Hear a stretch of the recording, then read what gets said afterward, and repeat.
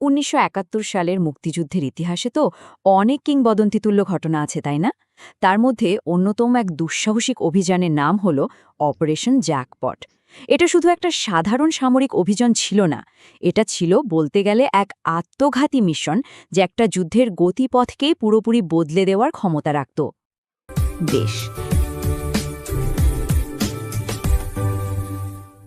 বেশ এখানেই কিন্তু একটা মজার ব্যাপার আছে, কারণ অপারেশন জ্যাকপট এই কোড নেমটা শুনলে একটা কনফিউশন তৈরি হতে পারে। আসলে এই নামটা কোনো একটা নির্দিষ্ট অভিযানের জন্য ছিল না, বরং একই নামে ৩টা ভিন্ন ভিন্ন মিলিটারি অপারেশন চালানো হয়েছিল। দেখুন, এখানে বিষয়টা একদম পরিষ্কার হয়ে যাবে। প্রথমটা ছিল মে মাস থেকে শুরু হওয়া একটা বড় পরিকল্পনা, যেখানে ভারতীয় সেনাবাহিনী মুক্তিযোদ্ধাদের প্রশিক্ষণ আর লজিস্টিক সাপোর্ট দিচ্ছিল। দ্বিতীয়টা, যেটা সবচেয়ে বিখ্যাত, সেটা হলো আগস্ট মাসে চালানো সেই ভয়ঙ্কর নো কমান্ডো অভিযান। আর ৩ নম্বরটা ছিল ডিসেম্বরে পূর্বাঞ্চলে ভারতীয় সেনাবাহিনীর চূড়ান্ত অ্যাটাকের প্ল্যান। আজকের এই আলোচনায় আমরা এই ৩টার মধ্যে সবচেয়ে কিংবদন্তিতুল্য যে অপারেশনটা, মানে নৌ কমান্ডোদের সেই দুঃসাহসিক অভিযানের ভেতরেই ঢুক দেব। আমরা দেখব কিভাবে একদম শূন্য থেকে এই আত্মঘাতী স্কোয়াডটা তৈরি হলো, কিভাবে আকাশবাণীর একটা সাধারণ গান হয়ে উঠল আক্রমণের ভয়ঙ্কর সংকেত, আর এর ফলাফল কতটা বিধ্বংসী ছিল। তো চলুন আর দেরি না করে সরাসরি সেই নৌ অভিযানের গল্পে ঢোকা যাক। সেই অপারেশন যা শুধু পাকিস্তানি সামরিক শক্তিকেই না, বরং পুরো বিশ্বকে নাড়িয়ে দিয়েছিল। সহজ কথায় বলতে গেলে এটা ছিল একটা নিখুঁতভাবে সাজানো গেরিলা আক্রমণ, মানে প্রচলিত যুদ্ধের বাইরে গিয়ে শত্রুকে একেবারে অতর্কিতে হামলা করা। এর মূল টার্গেট ছিল দেশের সবচেয়ে গুরুত্বপূর্ণ বন্দর, যেমন চট্টগ্রাম, মংলা, চাঁদপুর আর নারায়ণগঞ্জ। এগুলোতে একসঙ্গে অ্যাটাক করে পাকিস্তানের সাপ্লাই সিস্টেমটাকে পঙ্গু করে দেওয়া। যে কোনো সফল অভিযানের পেছনেই কিন্তু থাকে একটা অসাধারণ প্রস্তুতির গল্প। আর অপারেশন জ্যাকপটের পেছনের মানুষগুলো, মানে আমাদের নৌ কমান্ডোরা যেভাবে তৈরি হয়েছিলেন, সেই গল্পটা শুনলে মনে হবে যেন কোনো সিনেমার কাহিনী শুনছি। আর এর শুরুটা কিন্তু বাংলাদেশ থেকে হাজার হাজার মাইল দূরে, ফ্রান্সে। ভাবা যায় গল্পের শুরুটা ফ্রান্সে। সেখানে পাকিস্তানি সাবমেরিনে ট্রেনিং নিচ্ছিলেন ১৩ জন বাঙালি নাবিক। ২৫শে মার্চের গণহত্যার খবর শোনার পর তারা সিদ্ধান্ত নিলেন দেশে ফিরে যুদ্ধে যোগ দেবেন। এটা ছিল এক নিরাবেট ঝুঁকির ব্যাপার। পাকিস্তানি গোয়েন্দাদের চোখ এড়িয়ে বহু বাধা পেরিয়ে তাদের মধ্যে ৮ জন শেষ পর্যন্ত ভারতে পৌঁছাতে পারেন, আর তারাই হয়ে ওঠেন এই বিশেষ বাহিনীর একদম কেন্দ্রবিন্দুতে। ট্রেনিংয়ে যোগ দেওয়ার আগে প্রত্যেক কমান্ডোকে এই কথাগুলো লেখা একটা সম্মতিপত্রে সই করতে হতো। এখান থেকেই বোঝা যায় তারা কতটা আত্মত্যাগের মানসিকতা নিয়ে এই সুসাইডাল বা আত্মঘাতী মিশনে যাচ্ছিলেন। এটা ছিল দেশের জন্য জীবন উৎসর্গ করার এক অলিখিত শপথ।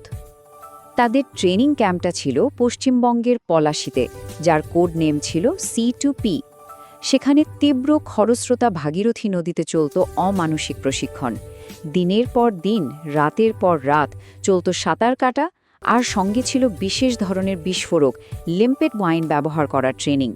এই মাইনগুলো চুম্বকের সাহায্যে খুব সহজে জাহাজের গায়ে লাগিয়ে দেওয়া যেত। একটাই উদ্দেশ্য ছিল, শত্রুকে তার সবচেয়ে সুরক্ষিত জায়গায় আঘাত করার জন্য নিখুঁত ঘাতক বাহিনী তৈরি করা। আচ্ছা, এত বড় একটা গোপন অপারেশন, 4টা আলাদা জায়গায় একই সঙ্গে অ্যাটাক করতে হবে, কিন্তু কেউ কারোর সাথে যোগাযোগ করতে পারবে না। তাহলে কিভাবে এই অ্যাটাকটা কোঅর্ডিনেট করা হবে? এর যে সমাধানটা বের করা হয়েছিল, সেটা ছিল এক কথায় অভাবনীয়, প্রায় কল্পনারও বাইরে। মাধ্যমটা ছিল আমাদের সবার পরিচিত আকাশবাণী কলকাতা কেন্দ্র। দুটো সাধারণ বাংলা গানকে কোড হিসেবে ব্যবহার করা হয়েছিল।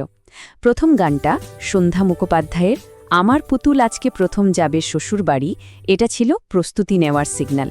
আর দ্বিতীয় গান পঙ্কজ মল্লিকের আমি তোমায় যত শুনিয়েছিলাম গান, এটা ছিল ফাইনাল অ্যাটাকের নির্দেশ। মানে এই গানটা রেডিওতে বাজার অর্থ হল আগামী ২৪ ঘন্টার মধ্যেই ঝাঁপিয়ে পড়তে হবে। এবং ফাইনালি সেই মুহূর্তটা চলে এলো। ১৫ই আগস্ট রাতে আকাশবাণীতে চূড়ান্ত সংকেত বেজে উঠতে 4টে কমান্ডো দল তাদের লক্ষ্যের দিকে নিঃশব্দে এগিয়ে গেল। পুরো পূর্ব পাকিস্তানের নৌ যোগাযোগ ব্যবস্থাকে এক রাতের মধ্যেই স্তব্ধ করে দেওয়ার জন্য তারা ছিল একদম প্রস্তুত। একবার দেখুন আক্রমণের পরিধিটা কত বিশাল ছিল।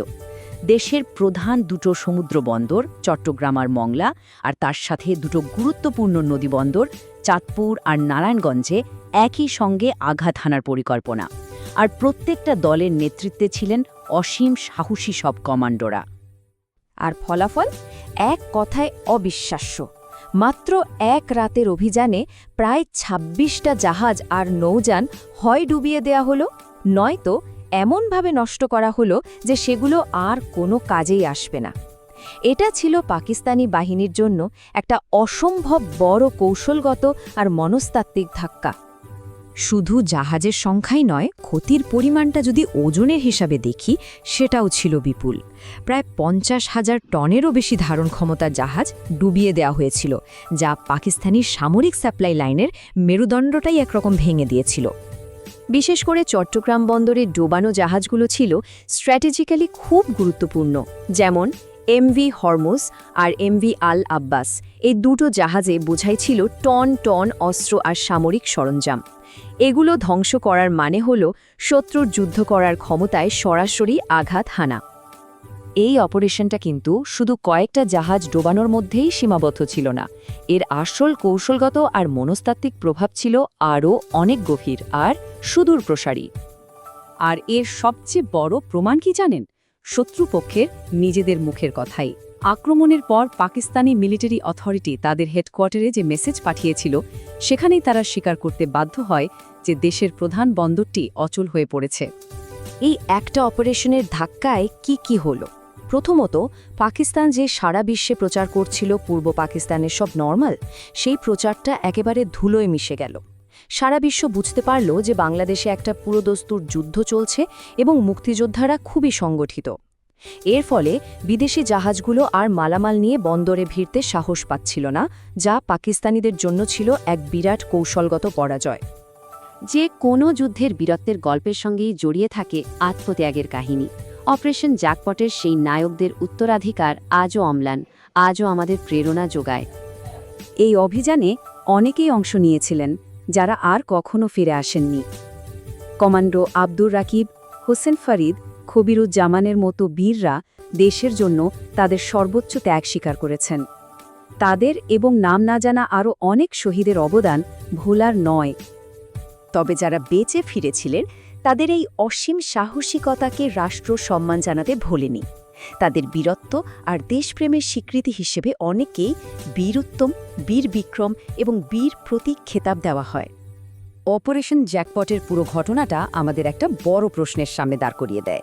এটা আমাদের চোখে আঙুল দিয়ে দেখিয়ে দেয় যে সঠিক পরিকল্পনা, অদম্য সাহস আর গভীর দেশপ্রেম থাকলে একটা ছোট গেরিলা দলও একটা শক্তিশালী প্রতিপক্ষের বিরুদ্ধে যুদ্ধের ফলাফল নির্ধারণে কত বড় ভূমিকা রাখতে পারে।